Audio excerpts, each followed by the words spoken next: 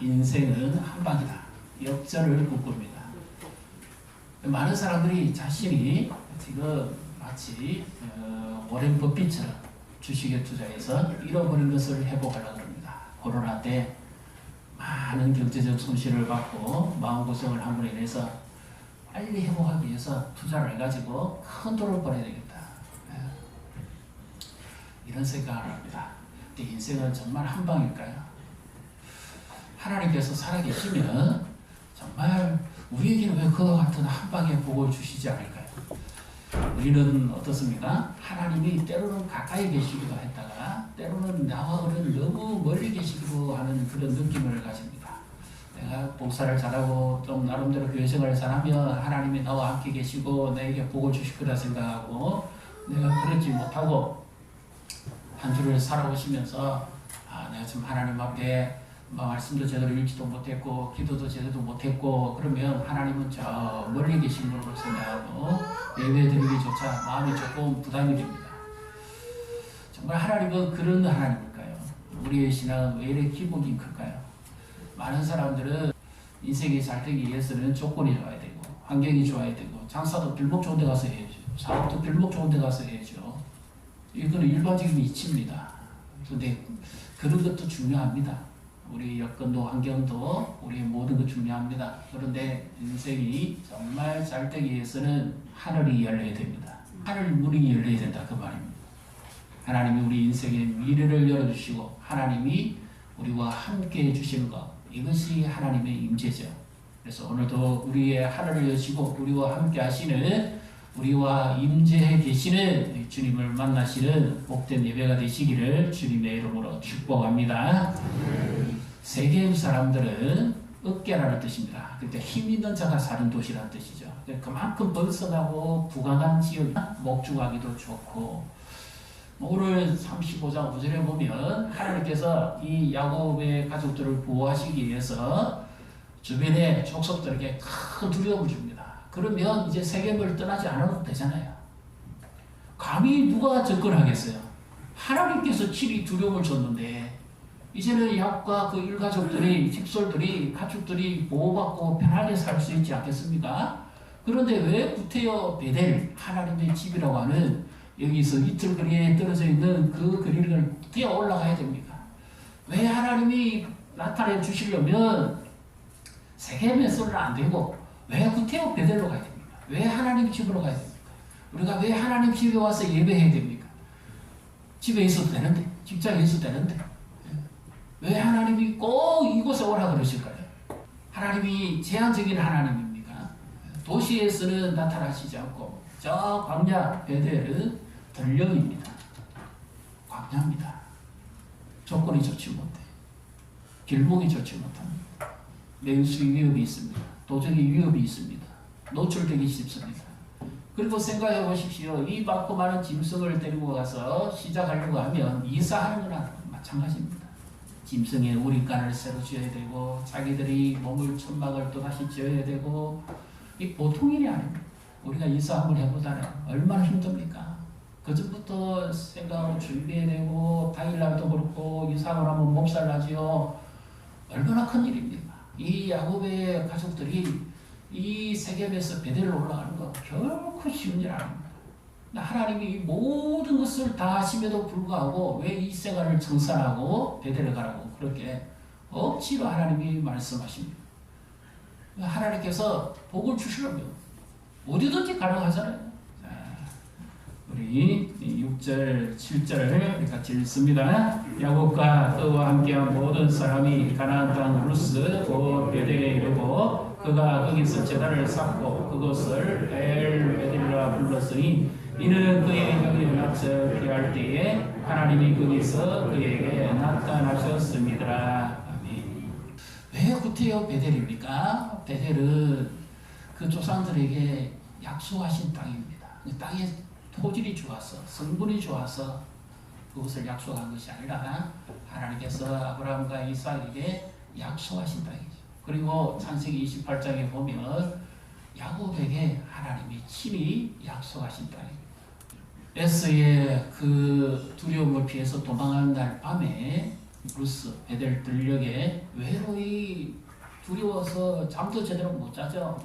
도둑이 올까, 짐승이 올까, 혹여 형이 쫓아올까 두려워서 잠도 못 잡니다. 새벽녘에나 겨우 잠들었을까요?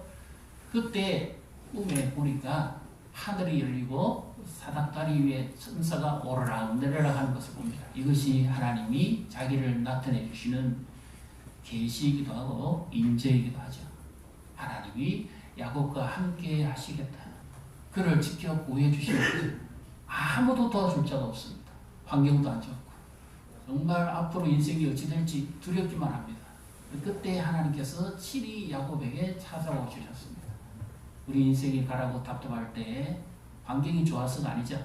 하나님이 친히 우리를 찾아와 주시기 때문에 우리에게 소망이 있는 줄 믿으시기를 바랍니다. 그곳에서 자매께서 야곱이 한 돌을 세우고 거기에 물을 붓고 제단을 삼아서 하나님께 제사를 드리죠. 그래서 하나님께서 그것을 너와 내 자손에게 주시겠다고 하는 약속의 복이 임한 땅입니다. 야곱의 자녀들은 모릅니다. 근데 야곱은 분명히 압니다. 그래서 오늘도 하나님 말씀에서 보면 분명히 그곳에서 엘베델 하나님의 집이라고 그 황량한 벌판에 하나님의 집이 뭐 그렇습니까? 그곳에 제단을 쌓고 하나님께 예배를 드리니까 하나님이 찾아오십니다. 하나님이 꼭 지정된 장소에 오시는 것은 아니지만 이 꿈에 나타났던 이 방법은 하나님의 계시적 방법이죠. 성경이 완성되기 전에 하나님이 그렇게 찾아오셨습니다. 그에게 약속하신 언약을 이루어 가시기를 위해서 이 야곱에게 베델로 올라가라고 그렇게 말씀하신 거죠. 세상 사람들은 맛있는 거 먹고 건강한 음식 먹고 운동하고 여유 있고 교양생활하고 취미생활하면 그것이 최고의 행복이고 즐거움으로 생각합니다. 우리 그리스도인은 그것으로는 만족할 수가 없습니다. 우리도 물론 건강해야 됩니다. 잘 드셔야 돼요. 또 좋은 생활, 취미생활도 하셔야 됩니다. 그러나 우리 안에는 또 하나의 사람이 있습니다. 우리는 영적 사람입니다. 우리 영혼이 줄여가지고는 절대 만족함을 누릴 수가 없습니다. 야곱과 그 자녀들에게, 그 식솔들에게 하나님께서 왜 베델로 오라 그러냐면 비록 조건도 좋지 못하고 환경도 좋지 못하지만 하나님이 임재하시는 그곳에 하나님의 은혜가 임합니다. 지난주 우리는 배웠습니다. 은혜는 사방으로 임합니다. 언제 은혜가 임할지 모릅니다. 우리가 예배할 때에 하나님이 은혜를 주시기도 하고 가정에 있을 때 하나님이 은혜를 주시기도 하고 직장에 있을 때 하나님이 은혜를 주시기도 합니다. 병원에 진찰 때 누웠을 때 하나님이 은혜를 주시기도 합니다. 자녀들이 학업 중에 있을 때 하나님이 은혜를 주시기도 합니다. 만남 통해서 하나님이 은혜를 주시기도 합니다. 그래서 은혜는 정할 수가 없어요. 어디에 은혜가 임할지 모릅니다. 베델에 아무것도 기대할 것이 없습니다. 그런데 하나님께서 구태여 그에게 찾아오라고 하신 이유는 비로소 진정한 가치가 무엇인가, 진정한 보배가 무엇인가 하는 것을 깨닫게 하시기 위함이었습니다. 눈에 보이는 물질적 가치, 환경적 가치, 그것으로 만족할 수 없습니다. 우리 안에는 하나님의 영이 거하시기 때문에 우리는 영적 만족이 없이는 어떤 외부적 조건에 의해서 만족하며 살아갈 수가 없습니다. 하나님께서 오늘도 우리에게 진정한 가치가 무엇인지, 진정한 삶이 무엇인지, 진정한 복이 무엇인지를 말씀하시고 계시는 거죠. 하나님을 가까이 함이 우리에게는 진정한 복입니다. 그런데 우리가 왜 하나님을 섬기면서도 때로는 권하고 때로는 지치고 때로는 피곤할 수밖에 없는지 갈라디아서 5장 24절 같이 읽습니다. 그리스도 예수의 사람들은 육체와 함께 그 정욕과 탐심을 십자가에 못 박았느니라. 아멘. 예수님이 십자가에 달려 죽으실 때 우리도 함께 십자가에 죽었습니다. 갈라디아서 2장 20절에 내가 그리스도와 함께 십자가 못 박혀 죽었나니 그런 적이 이제 내가 사는 것이 아니요 오직 내 안에 그리스도께서 사신 것이라. 내가 이제 육체 가운데 거하는 것은 나를 사랑하사 나를 위하여 자기 몸을 주신 하나님의 아들을 믿는 믿음 안에서 사는 것이라고 했죠. 믿음 안에서 사는 생활이 영적 생활입니다. 이 믿음 생활을 위해서는 우리 안에 계신 성령이 활동하셔야 됩니다. 활발하게 움직여야 됩니다. 조건이 아무리 좋고 환경이 아무리 좋아도 성령이 활발하게 움직이지 않으면 우리의 삶은 피곤합니다. 어용이 떨어집니다. 기쁨이 없습니다. 즐거움이 없습니다. 그러나 성령이 우리와 함께 하시면 우리의 삶은 내면에서부터 기쁨과 소망으로 출발합니다. 진정 우리의 가치를 합니다. 나는 보배로운 자입니다. 하나님의 특별한 사랑받는 존재인 줄 믿으시기를 바랍니다. 옆에 분 보시고 축복하십시다. 하나님의 사랑받는 특별한 분입니다. 갈라디아서 6장 8절 같이 읽습니다. 자기 육체를 위하여 심는 자는 육체로부터 썩어질 것을 거두고 성령을 위하여 심는 자는 성령으로부터 영생을 거두리라. 무엇을 심든지 심는 대로 거둡니다. 우리의 삶은 육체적인 거 우리가 건강해야죠. 생활해야 됩니다. 힘을 가지고 살아야 됩니다. 그러나 여기 육체라는 것은 하나님을 떠난 내 사람의 습성을 말합니다. 오늘 우리로 치면 야곱이 사랑하는 내 사람의 기질, 그것을 말합니다. 그렇게 야곱의 일생 동안에 통해서 그렇게 옛 사람의 기질을 가지고 사니까 무엇이 복입니까? 형 만나서 한마디로 죽을 뻔했는데 하나님께서 기적같이 건져주셨지요. 이 세겜 족속들의 공격을 하나님께서 막아주시죠. 야곱이 사랑받을 행동하지 않았습니다.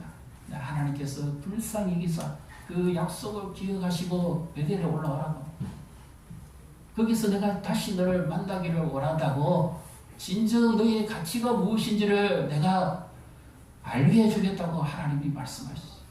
누가 우리를 이렇게까지 사랑하겠습니까? 세상 사람들이 사랑합니다. 도시 문화가 사랑합니다. 누가 우리를 위해서 자기 아들을 내어주시면서까지 우리를 구원하시기를 그렇게 기뻐하실까요? 하나님이 우리를 얼마나 기이 보시고 사랑하셨으면 이렇게까지 하시기를 원하실까요? 그래서 육체를 따라 사는 사람은 육체로부터 열매를 맺습니다. 우리 안에 계신 성령을 따라 살아가는 사람은 성령의 열매를 맺는 줄 믿으시기를 바랍니다. 내 안에 예수님을 닮아가는 삶, 그것이 성령의 열매, 이것이 진정한 신앙생활입니다. 헨리 스쿠볼이라고 하는 16세기에 아주 기독교의 고전을 쓴 사람이 있습니다. 이 사람은 그 당시 영적 대각선, 이런 유명한 지도자들이 그의 가르침을 받고 상당한 도전을 받았습니다. 심지어 우리가 잘 아는 조지 기필드라든지 감리교의 창시자 요한 웨슬레라든지 이런 사람들은 아무리 하나님을 섬긴데도 기쁨이 없었어요. 그들은 일주일에 며칠씩 금식하고 하루 9시간씩 기도하고, 그리고 이 성찬에도 참여하고 교회적인 행사나 제의적인 것을 다 해봤습니다. 그런데도 이상하게 그때뿐이고 도무지 마음이 평안하지 않고 만족감이 없더래요. 봉사할 거 우리처럼 할 거 다 합니다. 그런데도 이상하게 만족이 없었어요. 무엇 때문일까? 원인이 뭘까? 아무리 생각해도 영혼의 칼에서 살아갈 수가 없습니다.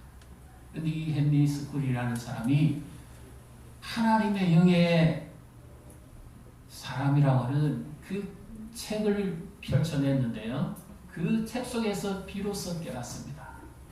아, 내가 활동을 하고 봉사를 하고 하는 이것으로서 하나님을 기쁘시게 하는 부분도 있지만, 그러나 진정한 그리스도의 삶의 생활은 영적 생활이라, 다시 말하면 예수님과 함께 사는 생활이라는 겁니다. 예수님이 내 안에 계셔서 예수님과 함께 사는 법을 배워요. 그분이 나를 인도하는 대로 그렇게 따라가야 됩니다. 그래서 예수님의 사랑은 하나님의 사랑을 보여주는데, 그 예수님의 사랑으로서 사람들을 사랑해야 되죠. 내가 어떻게 사랑합니까? 원수 사랑하겠습니까? 사랑 못합니다. 절대 못합니다. 우리 힘으로. 예수님의 사랑으로만 할 수 있습니다. 사람은 누구나 다 실수할 수 있어요. 저도 실수할 수 있고, 우리 성도도 실수할 수 있어요. 자녀도 실수할 수 있습니다. 부모도 실수할 수 있어요.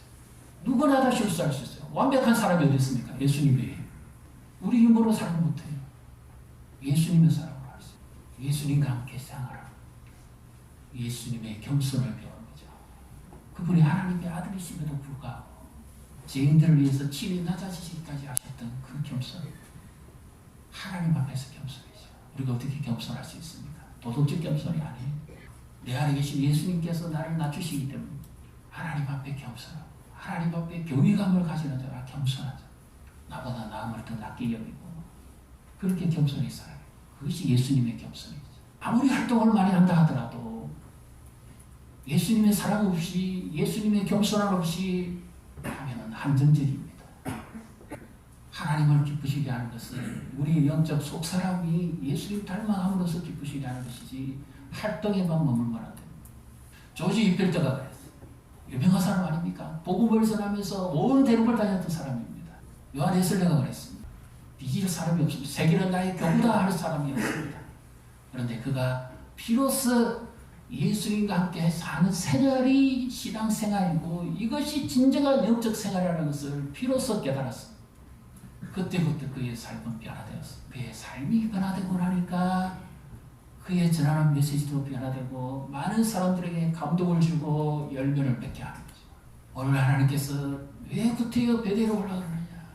그 황당한 벌판에 하나님이 야곱의 자녀들을 만나서 그렇게 하시고자 하는 간절한 하나님의 바람이 있었습니다. 데살로니가전서 5장 19절 한번 보겠습니다. 같이 읽습니다. 성령을 소멸하지 말며 성령을 소멸하지 말아라. 우리 신앙생활하는 데 있어서 내 안에 계신 예수님의 생명이죠. 이 영적 생명이 소멸된다. 어떻게 생각하십니까? 우리가 코로나를 지나오면서 많은 믿음의 가족들이 한국 교회도 그렇죠. 처음에는 아무것도 아닌 줄 알았습니다. 그런데 시간이 지나갈수록 점차 그렇게 적응해 버리니까 그들의 믿음 생활이 그렇게 고차가 되거든요. 어떤 사람은 지금 믿음에 파선한 사람이 있어요. 왜 그럴까요? 단순한 교회 생활 같으면 교회 오고 안 하고 그의 차이밖에 없습니다. 근데 진정한 신앙생활은 그것이 아닙니다. 교회 활동이 아니었어요. 예수님과 함께 사는 거였거든요. 성령의 인도하심을 따라서 이 코로나의 기나긴 터널과 밤낮을 지내올 동안에도 주님은 우리와 함께 하셨는데 계속 말씀과 기도로 주님과 함께하고 의지하고 살아온 사람들에게는 성령의 인도하심이 있었어요. 비록 앞길이 불투명하고 분명히 뭐라고 손에 잡히는 것은 없지만 그럼에도 하루하루 주님을 의지하고 살아가는 동안에 하나님께서 우리의 삶을 인도하신 줄 믿습니다. 근데 처음에는 별 차이가 안 났어요. 그런데 점점 시간이 지나갈수록 보니까 믿음이 약해질 뿐만 아니라 아예 믿음 생활을 접은 사람도 있습니다. 이것이 단순히 활동만은 아니죠. 믿음이 약해진 사람도 있는 반면에 아예 믿음이 뚝 떨어져 버린 사람도 있습니다. 데살로니가전서 5장 23절을 같이 읽습니다. 평강의 하나님이 친히 너희를 온전히 거룩하게 하시고 너희 외 온 영과 혼과 몸이 우리 주 예수 그리스도께서 강림하실 때에 흠없게 보존되기를 원하노라. 우리의 혼과 몸과 영을 그리스도께서 다스리시고 주장해 가시는데 그리스도의 날까지 예수님이 다시 오실 때까지 흠없이 보존되기를 원하노라 하는 것은 간절한 소망이기도 합니다만 우리의 영적 생활에 있어서 믿음 생활에 있어서 성령을 근심케 하거나 성령을 소멸하게 하면 우리 마음이 평안하지 않습니다. 기쁨이 없습니다. 영적인 힘이 없어요. 하나님을 사모하는 자는 독수리 날개치며 하늘로 올라가는 비상한 힘을 주시는데 성령을 근심케 하거나 성령을 소멸해버리면 이는 인간적인 생활이 되어버리지 육체의 생활이 되어버리지 영적 생활이 아닙니다. 예수님과 함께하는 생활이 아니에요. 내 속에서 예수님의 모습이 나올 수가 없습니다. 예수님의 사랑이 나오지도 않아요. 예수님의 겸손이 나오지 않습니다. 예수님의 향기가 나오지 않습니다. 무릇 들은 말은 너희 입 밖에도 내지 마라. 성령을 근심케 하지 마라. 이는 약속의 성령으로 그리스도의 날까지 인치심을 받았느니라. 믿습니까? 그분과 함께 살아가는 겁니다. 하나님이 야곱 가족을 부르신 이유는 나와 함께 살아야 되는 거야. 이것이 진정한 최고의 복이고 가치다 하는 것을 말씀하시기 위함이에요. 세상 사람들이 추구하는 인생 역전, 조건적인 역전, 환경적 역전 이런 것들로 사람이 변하지 않습니다. 하나님은 진정 하늘을 여시고 야곱을 완전히 새로운 이스라엘로 변화시켜가지고 새 사람 만들어 주시기를 원합니다. 이것이 진정한 인생 역전입니다. 이것이 진정한 축복이죠. 세상 사람들이 결코 누릴 수 없는 것을 하나님을 아버지로, 아버지가 책임지신다 그랬잖아요. 내가 책임진다. 너의 인생을 내가 책임진다. 그러면 어떻게 됩니까? 아버지와 함께 살아야죠. 그래서 이 사면의 그 고을들로 두려움을 나타내게 해주시고, 야곱의 아들들에게 하나님이 어떤 분인지를 비로소 보여주시고, 그 하나님 앞에 예비하는 자로 살아갈 수 있도록 만드시기를. 무엇이 복입니까? 하나님을 가까이 함이 복인 줄 믿으시기를 바랍니다. 코로나 때 우리는 너무 세뇌가 많이 됐습니다. 거리두기, 그러니까 하나님과도 거리를 둬버렸어요. 하나님과 거리를 뒀더니 교회만 안 나오는 줄 알았는데 내 영적 생명이 주저앉아 버렸어요. 기진맥진해 버렸어요. 하나님과 거리두기를 해보게 됩니다. 하나님을 가까이 하라. 그렇게 할 때 내 영이 회복됩니다. 하나님께서 야곱의 집에 나타나셔서 그들의 심령을 부흥케 해주고 그들의 삶을 회복시켜줍니다. 이것이 그들에게 주시는 하나님의 복이죠. 임재지요. 하나님께서 우리의 삶을 회복시켜 가실 때 제일 먼저 하시는 것이 하나님의 말씀과 영적인 회복을 먼저 줍니다. 과거 우리나라도 그랬죠. 이 절망적인 나라의적 상황이 있을 때 1907년에 평양 때 부흥이 일어납니다. 나라의 이런스름과 절망적인 상황과 고통 속에 빠져 있을 때 하나님께서 복음을 먼저 듣게 합니다. 하나님의 말씀을 받고 하나님의 사랑을 입고 쓰름 입은 사람들이 마음이 치료되고 회복이 됩니다. 그들의 심령이 새롭게 됩니다. 구원받은 감격과 기쁨이 넘칩니다. 그러니까 어떻게 돼요? 가정이 회복되기 시작합니다. 술주정뱅이고 엉망진창에 그 사람들 남자들의 삶이 바뀝니다. 자녀들이 회복됩니다.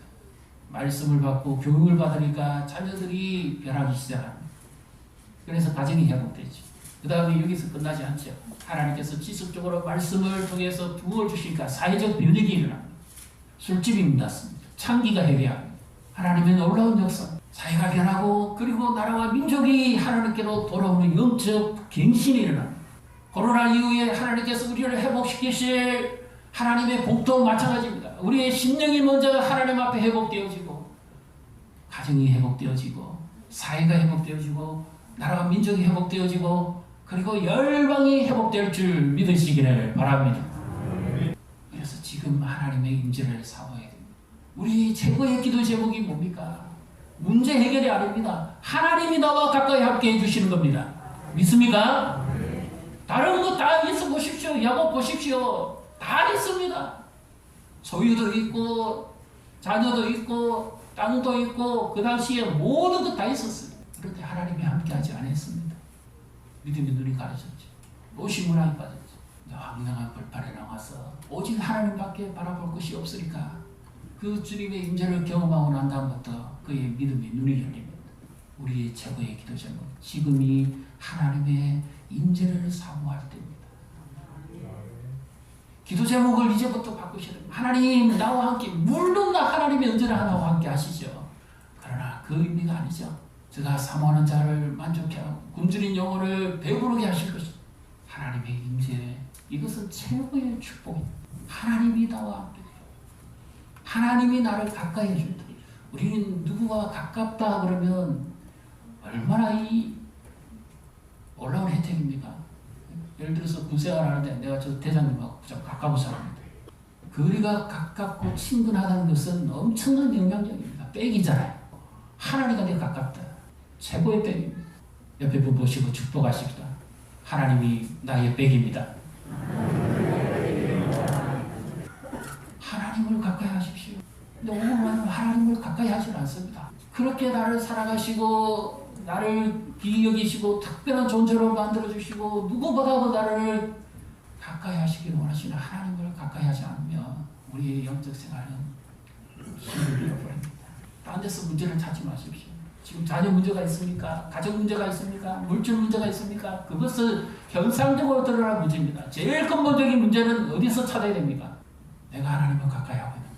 관계의 문제가 아니에요. 환경의 문제도 아닙니다. 내가 정말 내 마음 중심에서부터 하나님을 가까이 하거든. 정말 나는 내 안에서 영적 생명이 풍성한가? 정말 주를 사모하는지. 여기서 답을 발견해야 됩니다. 하나님이 나와 함께 해주시면 하나님이 우리를 축복합니다. 하나님 나와 함께 해주시며 우리의 가정을 축복합니다. 하나님이 나와 함께 해주시며 우리의 직장을 축복합니다. 하나님이 나와 함께 계시는데 하나님이 나를 가까이 하시는데 세상 사람들이 뭐라고 하겠습니까? 저 사람은 하나님 사람이야. 하나님 가까이 하는 사람이야. 다니엘을 보십시오. 베레시아의 그 여러 총독들이 이기지 못했죠. 하나님이 가까이 하는 사람. 하나님과 가까이 하십니다. 공적 예배를 회복하시고 기도하시고 하나님 앞에 시간을 정해서 나아가시고 목장 모임이죠. 이 편성편을 나눠드렸습니다. 올해는 우리가 예수님의 성품을 닮아가는 그런 목장이 되면 좋겠다 해서 목장 이름들을 그렇게 붙였습니다. 오늘부터 이제 다시 새롭게 편성되어지는 이 목장 모임을 하시고 주중의 모임은 주중 모임들 하시고 그리고 주일 모임은 주일 모임들 하시면서 뒷면에 보면 목장 모임 인도하는 방법이 있습니다. 중요한 것은 하나님의 사람들과 함께 가까이 할 때 가까이 더 은혜를 받습니다. 철이 철을 가롭게 한 같이 나 혼자 지낼 생각 없어요. 영적 생명은 같이 붙어야 돼요. 같이 하나님과 거리도 좁히고 성도와의 거리도 좁히고 영적 생활에 이와 같은 은혜와 복을 누리시기를 주님의 이름으로 축복합니다.